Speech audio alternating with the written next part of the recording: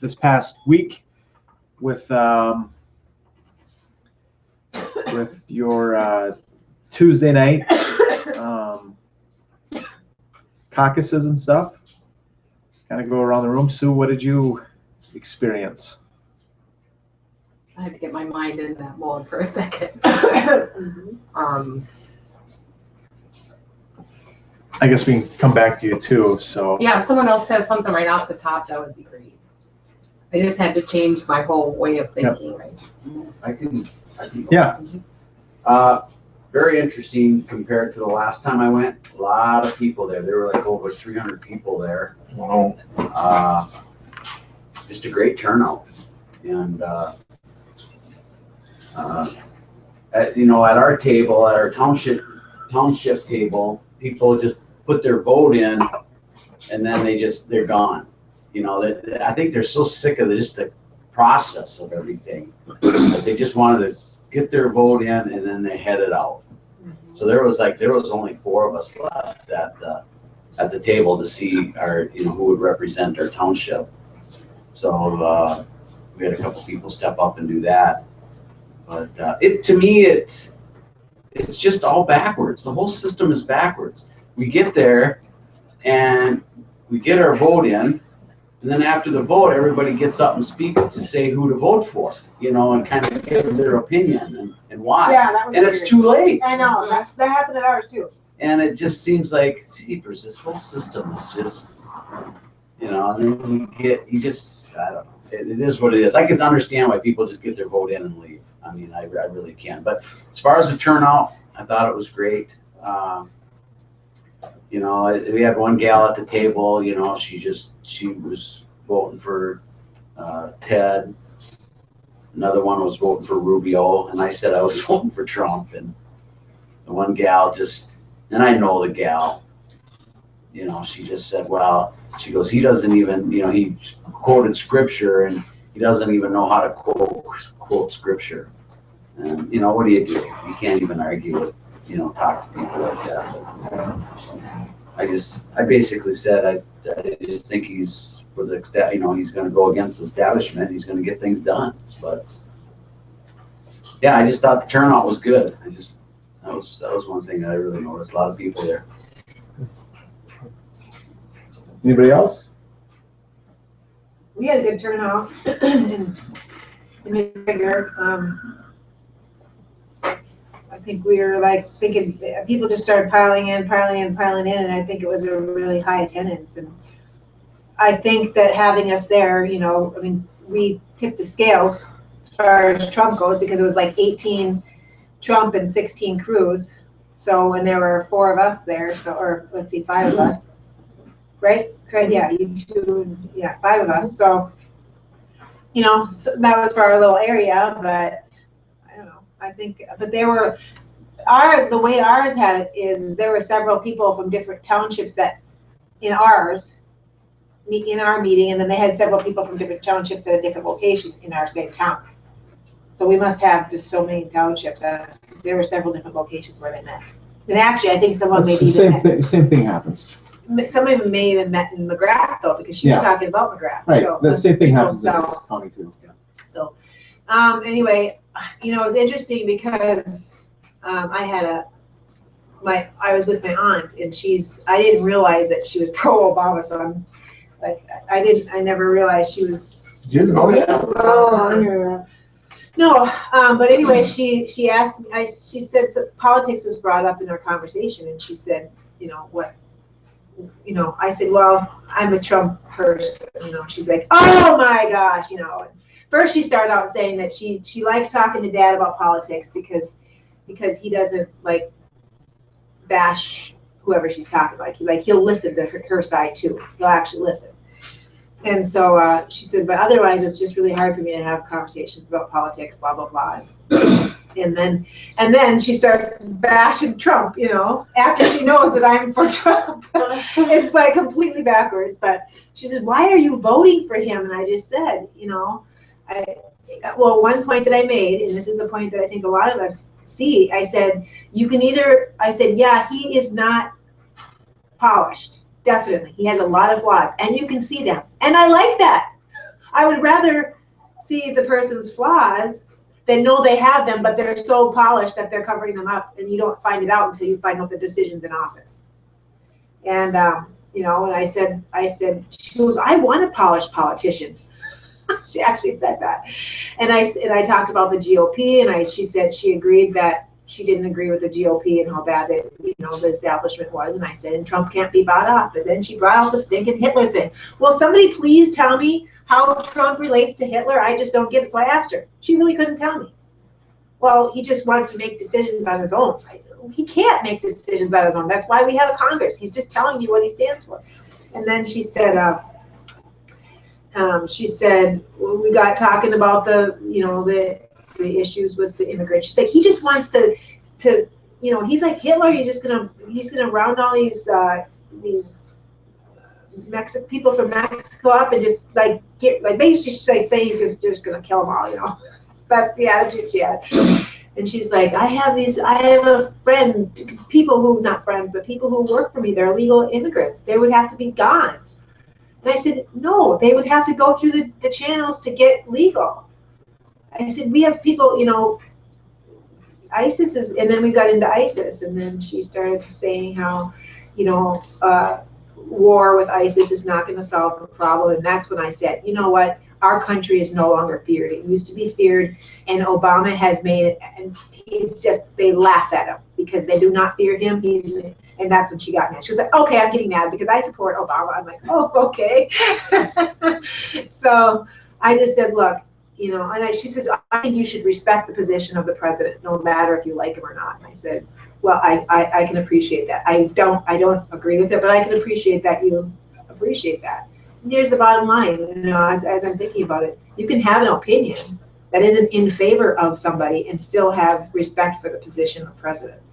You know, I mean, we would be in a communist country if we couldn't voice our opposition toward our president. So anyway, there were a couple of points that I brought out too, you know, just about these, how these refugees are, you know, they're getting so much money and that we're giving them our welfare and all that. She talked about the whole issue with Mexicans coming over here and working. And I said, yeah, there are some that work and they do work. They are hard workers. But, you know, I said, what is your solution? Now back to ISIS. I'm going back and forth here because I'm just trying to kind of condense the conversation. But I said, what's your solution for ISIS? She said, I don't have one. I said, oh, okay. You know, so she says, because I think you need to start when they're really young and like indoctrinate them that it's not good to chop people's heads off.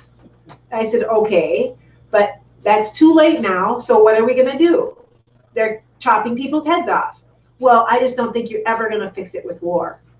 And I said, well, they're going to fear us. I said, there's studies shows that terrorists will stay out of cities and states where these citizens are able to have arms and protect themselves. They will go to a different one instead of that one because they know that, you know, and she didn't say anything to that. And she said, I didn't know that we were giving any welfare to anybody, you know, anybody that wasn't deserving of, you know, or not whatever, like the Mexicans or, you know, really? Refugees. She didn't know that, no. Really? There was one other point that we talked, oh, in the wall, you know, I said, other countries have walls. Why is it so bad that we're building a wall? You know, I said, you know, and then I said, we don't just go into Mexico and expect their government to feed us and, you know, give us free housing. Why should we let that happen? And then I talked about the taxes. I said, people charge us taxes to bring our goods to their country. We don't charge them taxes. Guess who has to pay the taxes? The people.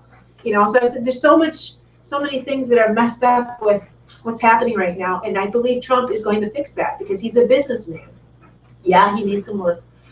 You know, he needs some work on his presentation. And, you know, he's like out there calling people stupid. Yeah, so what? You know, I mean, it's like you're going to choose your president. Well, she's going to vote for Hillary. So that's what she finally said. And there's nothing you can say, you know. You can't. No. You can't. There's nothing to say. No, and I toned it down because she, when she said she was mad, I was just a little bit more diplomatic. I'm like, well, I'm not going to get my viewpoint across it. And she kept it alive. It's like I dropped it, and then she brought it back and asked me again something about Trump. And I think, the main thing is that you're not going to ever get to anybody with this, with the rhetoric and the like the Facebook is just really bad for that because there's no context. It's just bashing. It's just, and it's on both sides. I mean, I can't, there's somebody wrote a post, they said, there needs to be like a politics button, and that way you can push it so you don't see anybody's politics viewpoints. That way you can still be friends after the elections because people are just so, like, I'm finding so many of my friends hate Trump, and it really irritates me, the things that they're saying. This whole Hitler thing is just driving me bonkers. So, but they don't care that Obama's declared his and done his own thing. That's what I said. I said, Yeah. if you think Trump's going to take executive action like Obama did and go make decisions without the Congress's consent, I don't think that's Trump. That was before I knew she was for Obama, and that's what she got mad. So. But you were telling the truth. See, people get mad at the truth. Yeah. You can't stand there and tell somebody the truth. Right. They can't take it. No. No, and I didn't even say it with like, I know why you said it. intensity. I was just saying, I don't think Trump's going to do it. Obama made these executive actions and without Congress's consent, and that's not the way our Constitution is. She talked about the Constitution, judging people on their religion. Oh, this is what I was going to say.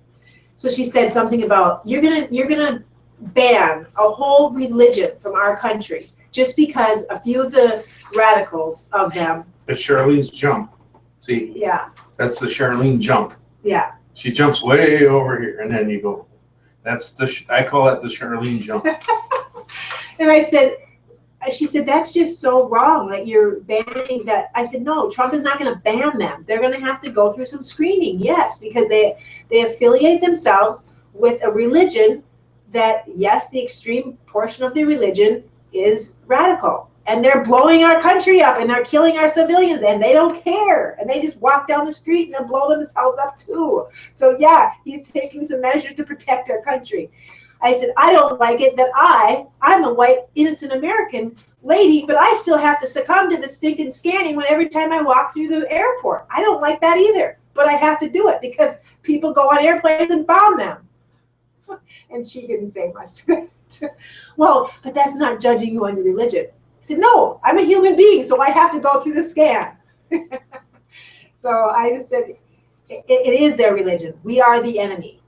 And no matter how sweet and innocent the Muslims are, and yes, you have Muslims, and she says, I visited Middle East, and they're nice. And I said, I'm sure they are. They're very sweet people. But their religion, we are the infidels.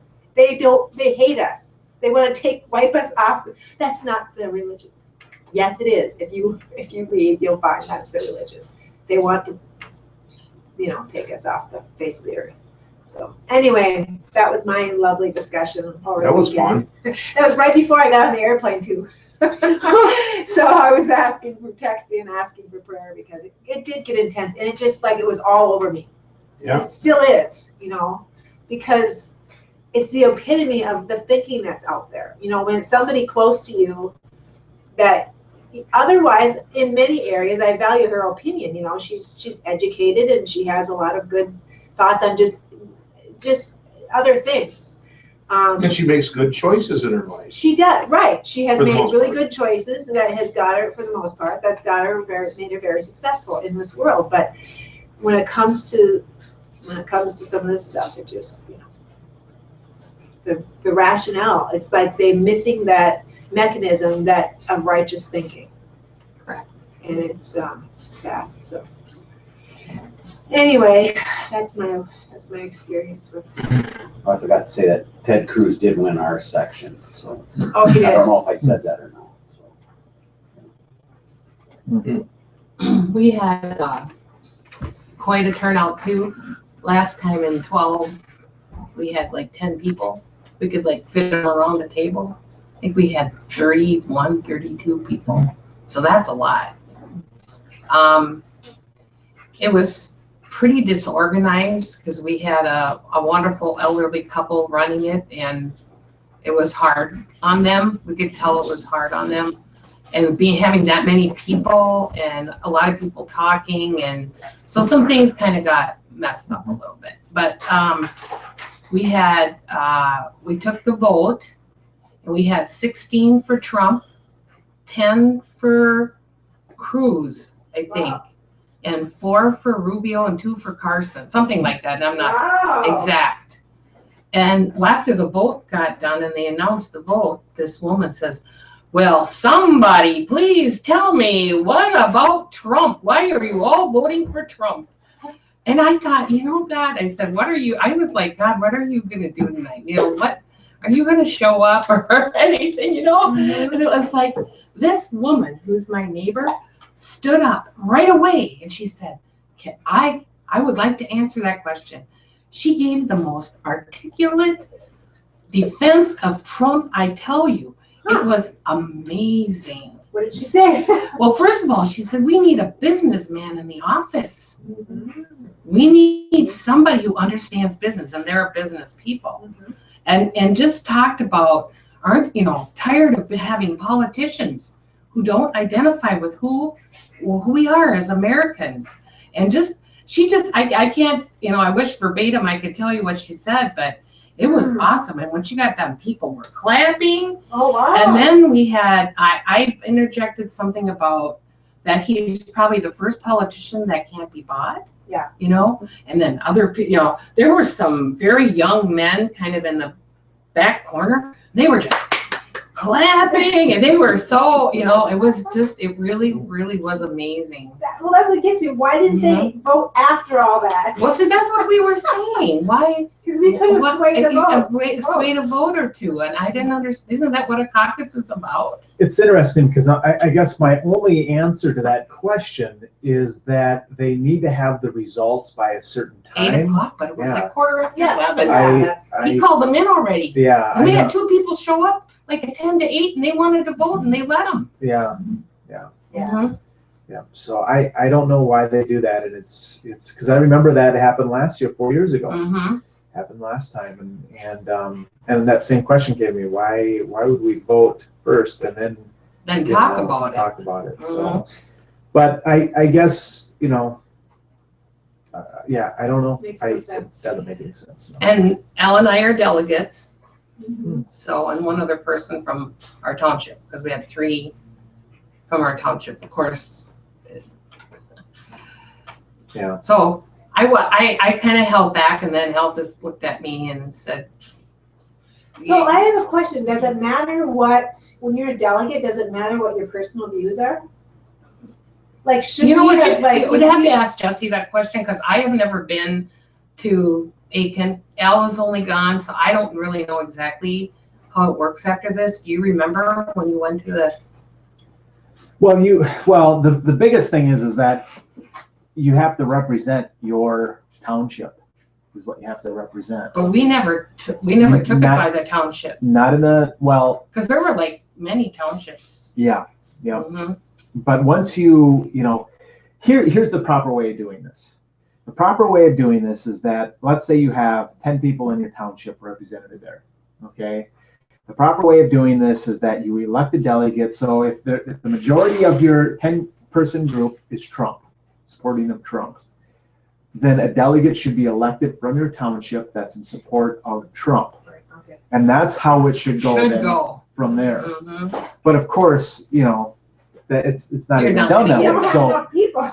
well, For right, people who but don't want to serve. Right, Yes, yeah. but even in our township, we had there were 6 of us. Yeah. Correct? Yeah. 4 of us were for Trump, 2 of us were for Cruz. Right.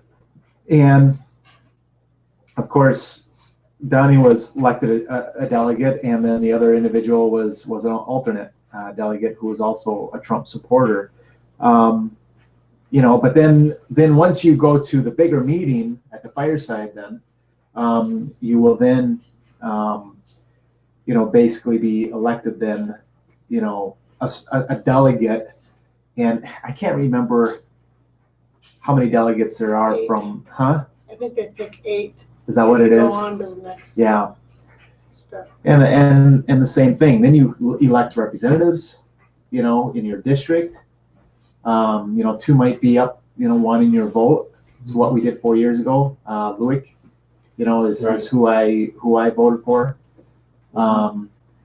You know, but so yeah, then you elect one if there isn't a representative yet, and then of course they choose delegates from there to go on, and also, you know, they'd asked me to be a speechwriter for Lewick, and I said no, but they also, you know, set out certain positions for people to do there too. But then whoever the elected delegate is from your district, then whoever the main majority of the vote is, that's who should be supporting that when you get there. Mhm. Yeah. So that's the way they're doing it. But of course, they're talking about this brokered convention, if that is to happen. And of course, then, you know, those that go, they could end up changing, you know, who they want, you know. Yeah. So it could get messy. Could I say one more thing about Romney? I want to say one thing about Romney. If he had used this rhetoric against Obama, he'd be the president. Yeah. Oh, for sure. They didn't. They threw it. I don't care what anybody says. Yeah. They didn't Yeah. want it to be. They threw the election. He Interesting. I can't believe that he didn't win. So. What was he on today with? What's the deal with him? Is anything? Chris Well, I Wallace. want to hear. I'm sorry. Jessica, do you have anything you want to share? Well, it was the first time I went to a caucus, and I thought it was interesting. I liked how they read what each president was looking to do. Presidential candidate, yeah. They read I letters really from- I thought that Trump's was really strong, and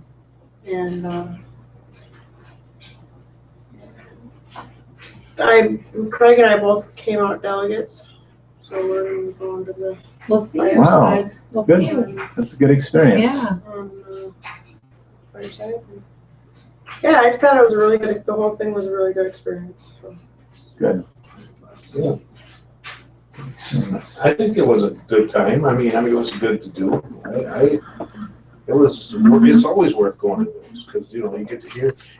One thing that was kind of neat is that 2 people stood up for Ben Carson and had some really good things to say. And I think he should get some kind of good things to say because the guy, his heart is in it. It's just he can't win.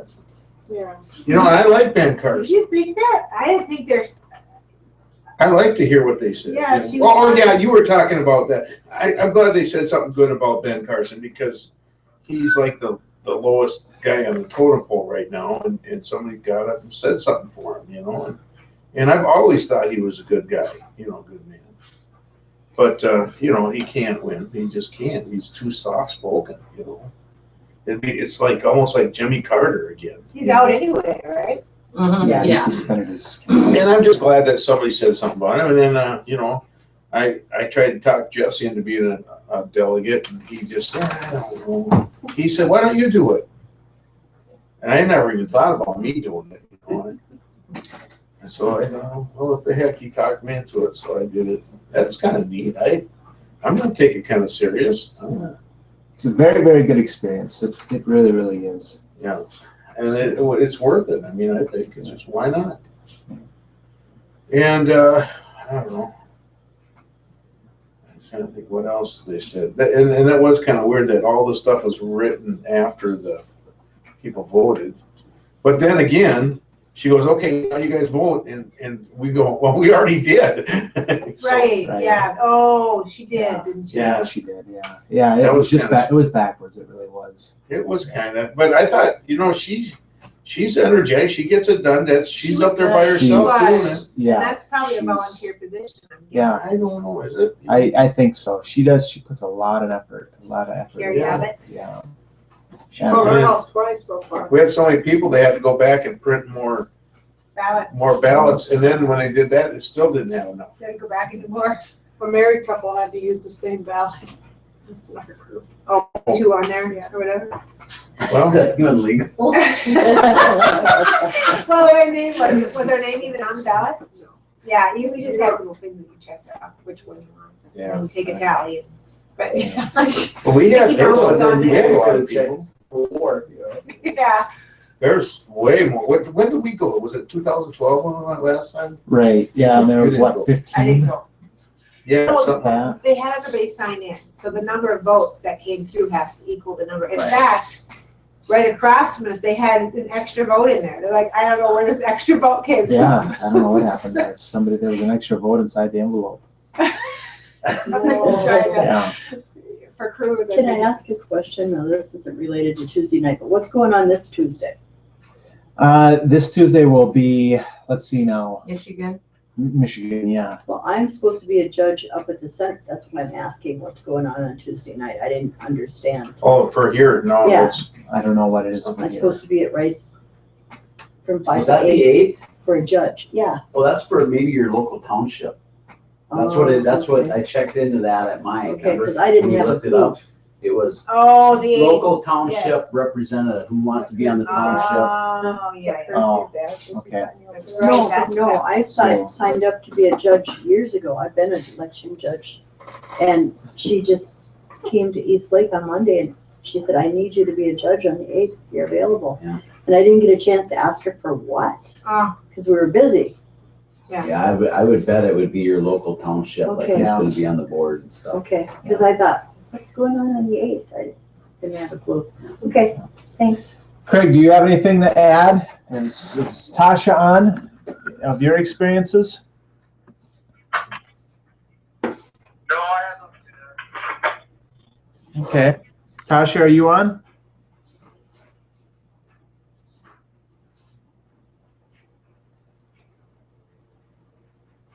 Tasha might not be on.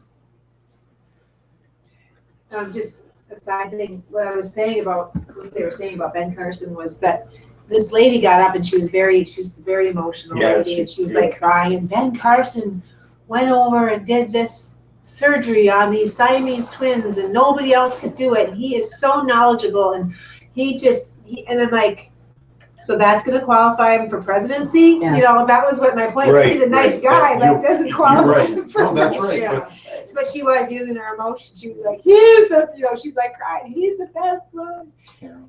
I think he's a super nice guy. Too. I just think so too. Calm and, Yeah. collected, but he's got no business skills. I don't think, and he certainly doesn't have any political skills. So what's the matter? Oh, it just, when you're talking about those emotions, it's off topic, so I don't know if I wanna bring it up, but it just had something to do with my daughter, but that's what. With the crying and stuff, Yeah, it just, pulls him right in there. yeah, and she tried to suck me in, and I just said, oh, that's too bad. So she went and did it to her mom, and her mom gave her $200, So, and Brittany seen the whole thing, she goes, yeah, and I can't believe I go, yeah, so that, I'll be able to talk to Brittany about it and show her how the emotions can, so that was neat. That's a good teacher. But Brittany recognized it. Yeah.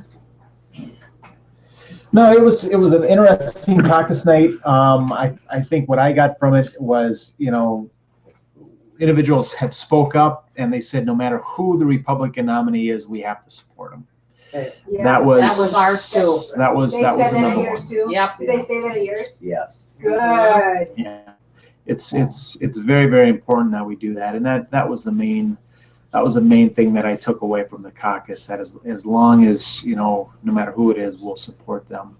I guess when it comes to Mitt Romney, one of the things I found very fascinating was Thursday nights. Anybody watch the Thursday night debate? Yeah. I saw clips of it. I found this really fascinating. Anybody watching Chris Wallace this morning? Did you happen to watch that with Mitt Romney? Yeah. Now, here's what I found very interesting about this. And I tell you, after the debate on Thursday night, I literally stepped back and said, I don't want to watch Chris Wallace ever again, Megyn Kelly ever again. I mean, it was absolutely, disgusting. I mean, I don't. Well. O'Reilly as well, but during the debate itself, the whole questions that these broadcasters are asking are pathetic. There's no substance to them whatsoever, and you really see the Republican establishment and what the Republican establishment is all about that control. And once again, it just puts in view of what we're up against. And what I found very fascinating this morning I ended up watching Chris Wallace. He had Rush Limbaugh on first. I missed the first few minutes of it. And then had Mitt Romney on. If you'll notice how these questions are asked, okay, now you saw the part where, he was asking Romney, well, what about, you're not supporting him now, but back in 2012, That was good. you supported him. Well, it seemed like it was good, but it wasn't. And here's what Chris Wallace did. He plays the footage from 4 years ago and how Mitt Romney is supporting Donald Trump. And then he comes back at Mitt Romney to ask him an additional question on that. You can't say that just, him being because Romney was saying that Trump is a horrible businessman. Okay, is basically the point that Romney was saying. But then Chris Wallace says, but you can't say that he's done bad in the past 4 years. I mean, going before this time. And then instead of waiting on that answer, he changes it. Who changed it? Chris Wallace, Okay. by making it a birther. You see how he did that? So he says this question, he twists the question, and then he goes right into showing that Trump is a birther. So he did change. Is that what he's saying? That Trump did change in the past 4 years? Well, basically what Wallace was doing was is he was basically, the whole 4 years ago with what Romney said about Trump, he basically just put it awash, is what he did. So he didn't He didn't, and even when Romney responded to it, Romney contradicted himself. He partially responded to it. Chris Wallace came back with an additional response to challenge him, but knew that Romney, because Romney contradicted himself, and the way Romney contradicted himself, I can't exactly know how what he said, but it was basically saying, it was just twisted. I can't even give you the twisting of how Romney responded. But then Wallace came back to try to challenge him, realized it's going to just trap Romney. I mean, this is the wickedness of this. So then turned it back on Trump being a birther. Yeah. And then that led into Romney's response of saying, you got a question about his KKK responses, putting Bush down, about 9/11, and all of these topics. He went right into this radical birther response and completely stopped that whole movement of that spirit of being challenged. That's exactly what is taking place here. They're trying to trap him, and that's what happened on Thursday night. Alex Jones, he had he was the whole KKK thing. He said something like Trump has responded in 14 different 14 different meetings about how he disavows the KKK, and he had somebody on his talk show, McAfee or something like that. I'm not sure who it was. Who's a big time guy, and he's married to a black woman. And so Alex Jones just put this thing on and says, so tell me, he says, do you support KK?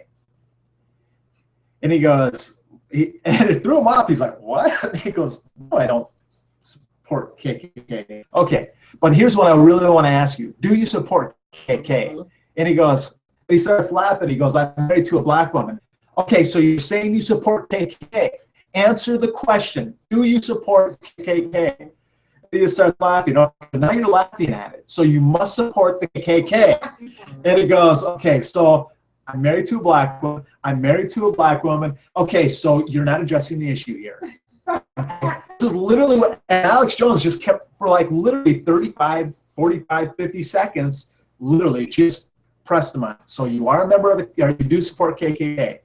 And you can see this guy started getting a little irritated with this. And Alex Jones just made a point. This is what they're doing to him, you know. I noticed last night when Trump had gotten up and had done that question and answer time, you know, somebody had asked a certain question, you know, going back in the past. I don't know if it was the KKK. I think it was a homosexual question. You couldn't really hear the questions that well, but something about maybe homosexuality. And you could see that Trump had gotten advice on that, about that. You know, stop giving into these things. You've answered them 1,000 times. You don't need to continue answering them. And that was the way Trump responded. You know, so in answering, yeah, he just says, I've answered this question. I see what you guys are doing. Enough's enough. Next, sit down. Next question. Yeah. That's exactly what Trump has to do. Mhm. And I mean, he was really beat up at the Thursday debate. And you know, they even said, you know, and this is, I was watching CNN. I turn it back and forth from CNN to MSNBC to Fox to Fox Business, and see, you know, what they're all saying about him. But so what do they say? What does CNN say after the debate? He looked exhausted. He just looked wiped. They're everything they can possibly say. Then of course they add in the Hitler thing. You know, if Trump's elected, I mean, can you imagine? I mean, it's going to be Hitler. They're just imprinting it in their brains. And here we have your aunt, who is, you know, financially very, you know, I mean, she's wise in her financial lifestyle, very smart. But when it comes to the society of being brainwashed, you know, in just, you know, one side of the biasm of it, they have no intellectualism whatsoever. You know, it's very wicked, and this is the type of spirit. And here's the other thing, you know, that I want to add on to this is that in Thursday's message, Sheila made an unbelievable correlation between Donald Trump and Schindler. And what she had said is that, you know, everybody's saying, oh, you know, Donald Trump, you know, 5 years ago or 10 years ago or even a year ago, you know, he supported Harry Reid and Nancy Pelosi and Hillary Clinton by giving all this money to them and this and that. Well, the point that she made with Schindler was, and Schindler's the one who saved all those Jews during Nazism. She said, do you know what he was before he did that? He was a playboy. He loved his women and he loved his cars. But all of a sudden something happened in Germany and everything changed in Schindler's mindset. Something was added on to him. And that's the key to remember of what's taking place here. It is a movement. You know, when Donald Trump says it's a movement, it is a movement that is taking place in our society because something has been added to them. And I believe, you know, a major part of that is this ministry. Christ is appearing in this ministry, and the importance of what we are spiritually doing in our mindset, whether it is in our personal thoughts when we're by ourselves, to when we're in a meeting like this, in a collective meeting with McGregor Fellowship to the New York Fellowship, that collectivism as well as our individualism in our thoughts, what we are doing spiritually speaking, when we're watching these kind of debates, you know, and we're watching these responses, and we're at those caucuses, and we're watching Chris Wallace. I mean, I did not want to watch Chris Wallace again, and the Lord said, you have to see this wickedness. You have to continue to speak it in the Spirit. Speak truth in the Spirit. There are individuals out there that need to meet Christ added to them. You know, that beginning stage of wisdom, of understanding of something. It's God's mercy trying to save this nation, trying to save his people. And so it's so important. You know, you mentioned about the emotionalism. It's so important that when we give way to emotionalism, when we subject ourselves to emotionalism, we falter. And that's exactly what is wrong with this country, is that it's given over to emotionalism. We have to have that understanding. And we have to see what the wicked one is doing. We have to see what that spirit of the Antichrist is doing. because we are spiritual beings. And so when we are spiritual beings, our intellectual thoughts, when we're concentrating on these things and we're seeing the wickedness of how they're asking these things, we are supporting Donald Trump, you know, in Christ. I mean, at this point in time, we feel that it is God who has anointed Donald Trump to be the next, you know, commander in chief. And so we are supporting him, spiritually speaking, by us, you know, concentrating on the Lord Jesus Christ, by us, you know, submitting to the wisdom and the understanding in this ministry, this high doctrine. I mean, even with what you hear with what Sheila is coming forth, especially in these last several months, the type of revelation that's coming forth, you know, it's in such a greater power than it ever has been in this ministry. It's coming forth in such a powerful and anointed way. It's not only to bring Christ's appearance in us, and I mean, it's happening within Sheila. I mean, we're joined to her, but it's also to save this country. You know, it's to save this world. You know, we don't want this world to be destroyed, and it also brings in just a greater understanding of why it's so important that God is first, country is second, you know, and family is third. Because if country is not second, you know, you won't be able to have what we have. You know, we won't be able to have the Alex Jones, you know, the Michael Savages, the Rush Limbaughs. We won't be able to have this freedom of speech. You know, I mean, your aunt talks about, you know, that you know, that can get into conversations where you're not bashing the president. They all bash him. You know, I mean, it's a double standard. I mean, we've seen that. We've seen that in the news I broadcasting. just don't want you to bash who they're for. Exactly. Define bash is what I should have said. Define bash. Right. You know, but how interesting it was that you had this discussion with your aunt, you know, and there were certain questions that you were able to bring out that at least challenged her way of thinking. And the problem is that people are not able to have their thinking challenged. Why? Because when you respond to someone, it's emotionalism. And so out of emotionalism, you can never be intellectually challenged. What this ministry offers is by doing it in an intellectual way that intellectually challenges you, that makes you think, that asks questions that are not based on emotionalism, but are based on in a way that makes you step back. And that's what's happening spiritually. So when we get into these spiritual conversations with the Lord in our own thoughts, and we see what's happening on TV, and any discussions that we're having out there, you know, with friends or with family or whatever it is being, it's a representation of this ministry and what Christ is doing. It's the appearance of Christ, and one of the ways of that acknowledgement of the appearance of Christ is that intellectual question. You know, the lack of emotionalism that's in it, by being able to have a healthy discussion. That's a hint of seeing the expression of Christ being a part of that discussion. It's on a very, very low form, you know, but it still is something that's lacking the emotionalism and making the mind stretch. That's the other thing about what this ministry is preparing us to do. This ministry, when we start out in this ministry, it's a very, very difficult ministry because it is a great deal of study. It is a great deal of working on our sin nature, of the confession and praying for the spirit of repentance. You know, it just is a grueling type ministry that we are in, and it could take us years, but eventually, because I was thinking about that this morning, is that, you know, we've heard Sheila talk about how, you know, in the movie The Matrix, and you've got Trinity and how she needs to fly the helicopter, and all of a sudden the data is uploaded and within minutes she's able to do it.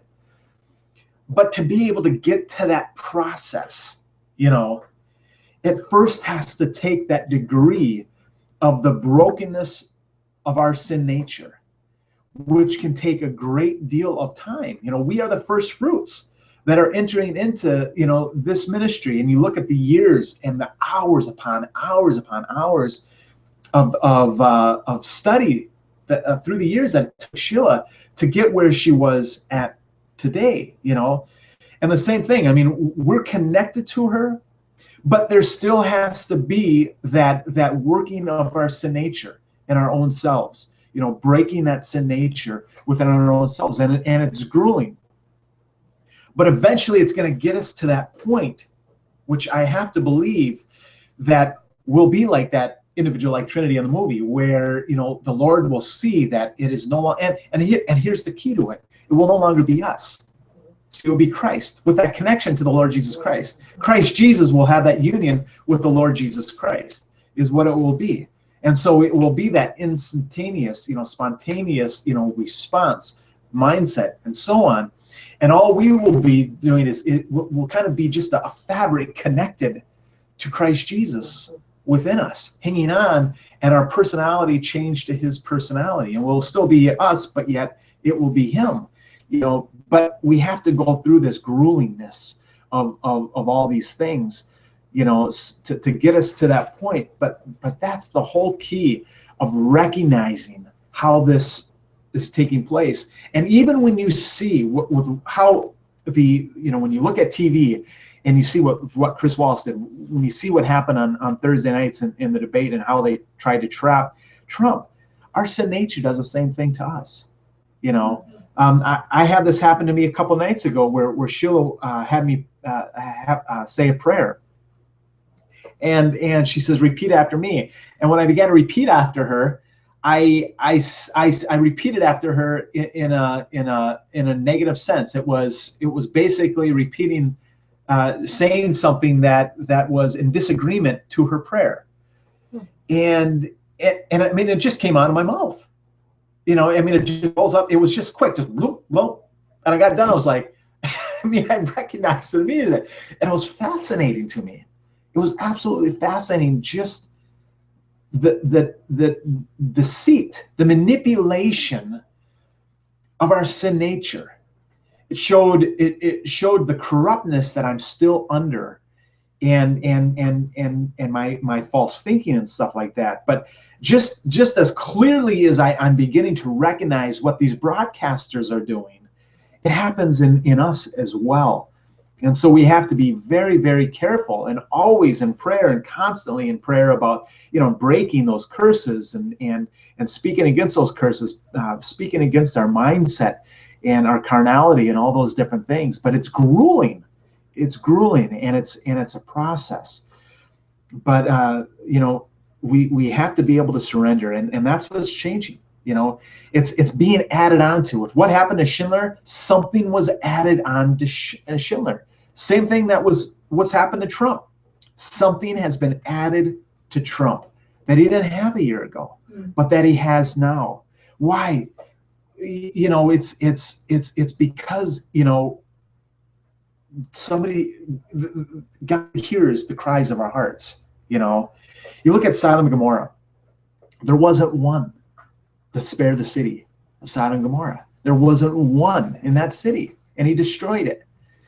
And my prayer is that the Lord would see us and say, there's one. All it takes is one to save this nation. You know, and you know, we're going up against the Antichrist spirit that wants to destroy this nation, that wants to destroy this world. So we you know, it was something that, I think it was yesterday or something, that the Lord just laid that upon my heart. We're one. We're a collective one. And if there's just 10 of us in this group, even if there's 1 or 2 or 3 of us, Lord, there's one of us. You know, save us, oh God, save us. You know, hear us. There's one of us. You know, and that's very, very important to hold on to, even in that mindset of going against that world domination, that world control, that one world government, by just saying there's one Lord, there's one. You know, there's that power in that one, you know, to hold on to, because that's a kind of mercy that God has, you know, and just that connection, that redemption of his son. I mean, that's where it has to appear. Christ, he's willing to save his son. It's all because it's all about Christ. is what it is. He's redeeming them back. And so we're living in some powerful times. We really, really are. And they're exciting times. But I have to believe that this country is going to be spared. I really do. It could be, hardships, but we have to continue to pray for Donald Trump's protection, and continue to pray for even these broadcasters, Michael Savage and Alex Jones and others who are standing for righteousness, and that they would be, that these broadcasters would be exposed. And I really do feel that many of these broadcasters are being exposed. You look at social media, and Michael Savage's son was on a few days ago, and all he made was just kind of a quick comment about social media. And he said, you have all these anti-Trump, social medias who are putting out these blogs and these newsletters and so on, and they're just bashing him. But you look at the responses, and the responses of all these individuals are anti-establishment, are anti this guy who's putting this article out. They're supporting Trump because something's been added to them. There's you look at what we've talked about over the last couple of years about the Masons and the Illuminati and these secret societies. I mean, it's coming out. Even Romney's response this morning, what did he say? Puppet master, controlling things from behind. Gingrich a few days ago about, Donald Trump not being part of the secret societies. They're saying it right out in the open. They know, they know exactly what's going on. It's not being hidden anymore. And people are, people like Alex Jones and these other individuals, they're exposing it. They're bringing it to light. And how is it that they're bringing it to light? Adding power behind it. It's this ministry is what's doing it. It's that righteous additive that's been added to this ministry. And anybody else who's being added to it, but it's going out. There's a sound wave that is going out in this astral plane, that's penetrating people, and it's touching them. They're being moved by a different vibration. They've literally had no vibration, and if you just make, if you slap the water, that ripple will go, and there's ripples that are taking place in the spirit, and they're going out. And so praise God, it's praise really God. something though. I spent a lot of time looking to see what the responses to these are, and exactly what you say, and that kind of explains it. I never thought of that. Yeah. There's something going on, because everybody, and you say something bad about Donald Trump, you're going to get 30, 40 people that are just that don't want to hear, or 30 or 40,000 people. Who knows? Yeah.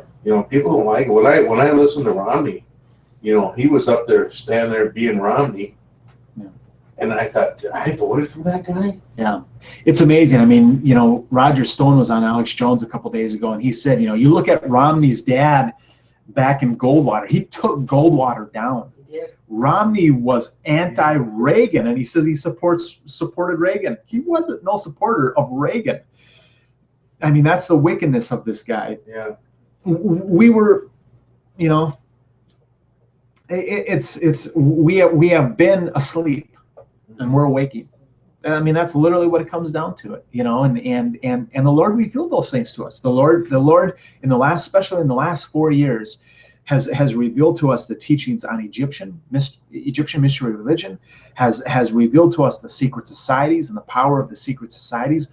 All of these things are coming together in these days. And it's that vibration, that reality, that acknowledgement in the spirit that we know, and it's shaking the heavenlies, it's shaking the heavenlies, and we're continuing to ascend. Pastor Sheila had brought this up, and I thought this was so awesome. That Donald Trump has been clothed. He has been protected up until, now all of a sudden it's like the the establishment people are like now they're awake. And a couple of people have said, well, where was Romney 8 months ago? Where was Romney 3 months ago? And it's like all of a sudden, it's like they're seeing Trump is like coming out. God is letting it be seen that this is the man. And they're all, they don't know what to do. They're grabbing at his ankles, trying to pull him down. But Yeah. I love the part that Sheila says that he's been clothed all this time. Well, they're gonna try to get Hillary back in there just to keep yeah. that establishment rolling. Well, that was very obvious with Romney today. When he Yeah. was talking about, I'll vote for 3, but I will not vote for Trump. I will write in someone else's ballot. Yeah, You know, that's someone voting for else's Clinton. name. Yeah. That's voting for Clinton. Yeah. So it's- But you see that thought that he tries to put out there. yeah, someone you know, conservative. Yep. He's putting that thought out there, saying, "I'll vote for those 3. I'm not voting for Trump. I will write. Listen, people, I will Write write in. somebody's name in. That would So be write somebody's name. ROMENEY. Right. You know. Yeah. So I mean, that's Hillary. right. Yeah. Yeah, I mean, that's basically. basically what it is. Hillary. Hillary. Oh yeah. You know, but that's basically what he's doing. They put that thought out there, and that's the wickedness of that spirit. You know, and that's what this ministry is combating. And so it's so important for us to pray when we get into any of these discussions, that we would not emotionally get involved in the conversation, listen to what the person is saying, and then ask questions to challenge them. You know, even if we don't express our viewpoints, ask questions that would challenge them, you know, and leave it at that. You know, I mean, You know, the thing you were talking about that, you know, these people that got up and spoke at this caucus, and 2 of them were pastors.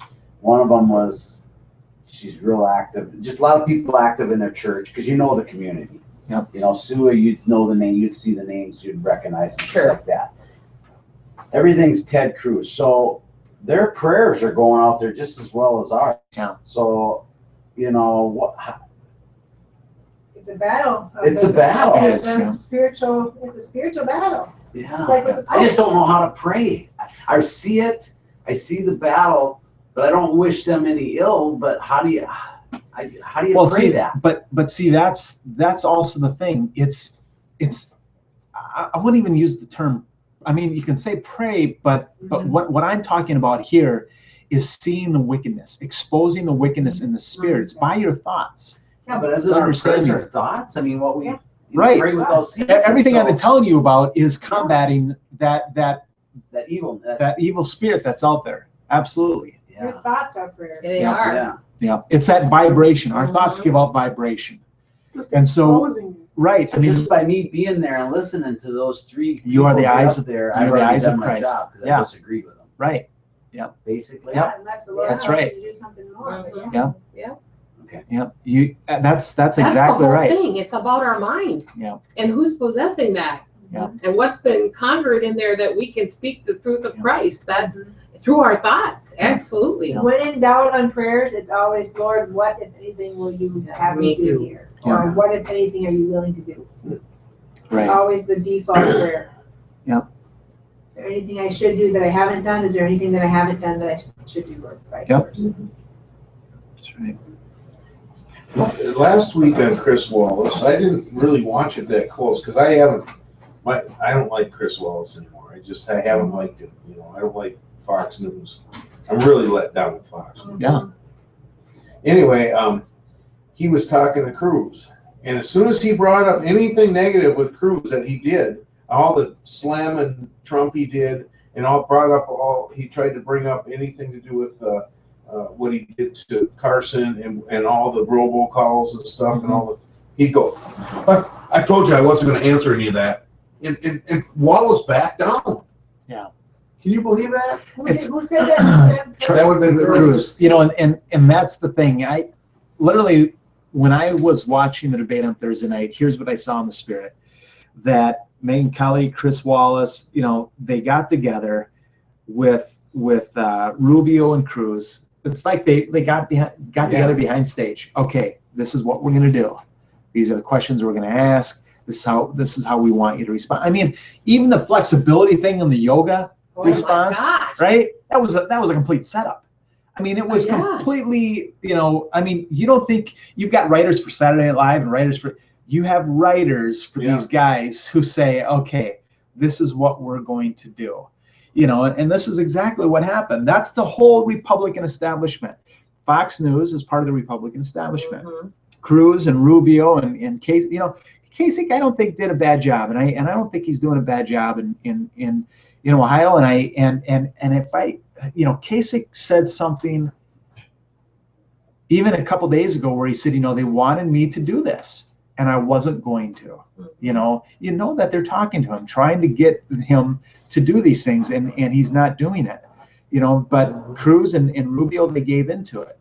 And yeah, he was bashed on all sides, from the moderators to Cruz and Rubio. It was pre-planned. What's that? Alex Jones was talking about the lighting. The lighting, but everything was pre-planned. Oh, I mean, Megyn Kelly was wicked. Alex Jones Something mentioned happened about to her. yeah in the last couple of years. When they gave her own show, something happened to her. Yeah. Absolutely. Yeah. But no, Alex Jones is saying she just looked demonic. Her eyes looked, and when I was watching at that same time, I was even thinking of it, weeks ago. I mean, he mentioned about her haircut, and she just, I saw the same thing. Exactly. Her But, haircut is. Yeah. I don't know. I don't generally I look know, at those me kinds neither, of things, but that is just But I saw the something same. about it. I saw the same thing in Romney this morning in his eyes. Mhm. His eyes just looked demonic. They looked really devious, and. I mean, we're spiritual people. I mean, we're picking up on even their physical being and what's exposing. Everybody picks up on it. So if Yeah. they see them being, feeling it out, then they think that the rest of the world is going to see that, and then the rest of the world's going to copy that. Yeah. That checking it out. Is it? Yeah. That Right. is it? There's a word for that. Just that.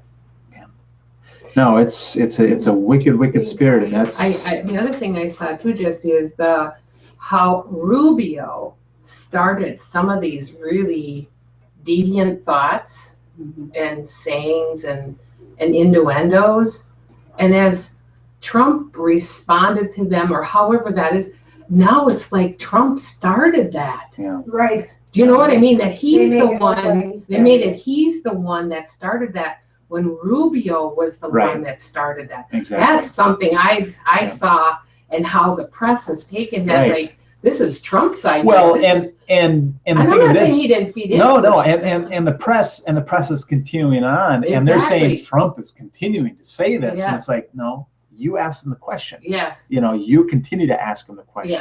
yes. I know it's that And twisted. Trump doesn't have any meat in what he's saying, he doesn't have anything. Well, you guys are starting a big fight up there. It's like Rubio, he hasn't ran for president in months. He's just up there to mess with Trump. Yeah.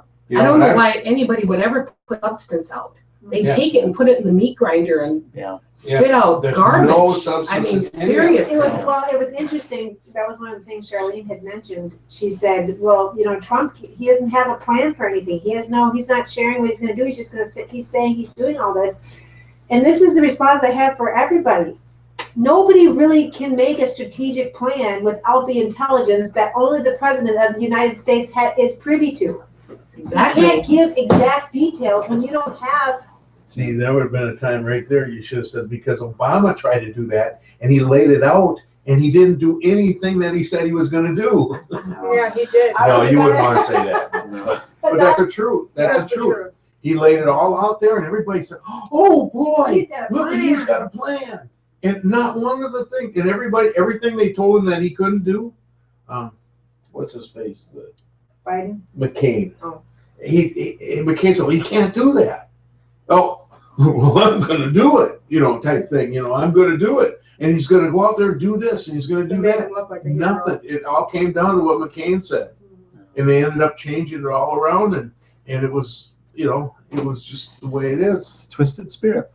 It's, and that's, But anyway, that did, my goal isn't to shut her up. When I say it, Yes, shut her I up know, and I make her stop and think Right. about her That's the opinion. key. Make them think. So if we're gonna That's have a precious. discussion, Mhm. you should make sure that you're not being set up in a trap. And you should try to know what you're talking about, if you can, and that's our training, we shouldn't be spouting off things that we're not even really sure about, because then in the end, it just makes us look right, Yeah. that's true. but And I've been there. well, I have too. you get yourself caught in this place, and then now you had just let them be on top now. You Yeah. know, you just let them take over. We need to be aware of what's going on. We really do, especially in this time that we're living in. So, Well, I work with a hardcore Democrat and she spouted off a couple times and I just said, oh, okay, yeah, that was it. when you get in I'm not conversation, getting there's into that, no, no, no. there's no point. You work, who's a hardcore Democrat? Alicia, Oh, she is? Yeah. Oh, that's interesting. Okay, well, I think we'll stop this. Is there anybody else want to say anything?